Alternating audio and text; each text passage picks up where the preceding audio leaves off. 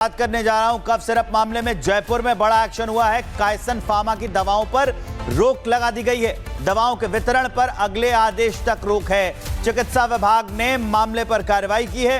Drug controller Rajaram Sharma को निलंबित भी कर दिया गया है। तो बड़ी अपडेट हम आपको बता रहे हैं, कायसन फार्मा की दवाओं पर रोक लगा दी गई है। ये वही दवा है जिस कफ सिरप को पीकर बच्चों की मौत हुई थी और अब इस फार्मा की दवाओं पर रोक लगा दी गई है। सभी 19 दवाओं पर रोक लगाई गई है और जो ड्रग कंट्रोलर था उसको भी निलंबित कर दिया गया है। तो बड़ी अपडेट हम आपको बता रहे हैं कि कायसन फार्मा के दवाओं पर रोक है। ड्रग कंट्रोलर राजाराम शर्मा को निलंबित कर दिया गया है। इस वक्त की सबसे बड़ी खबर हम आपको बता रहे हैं।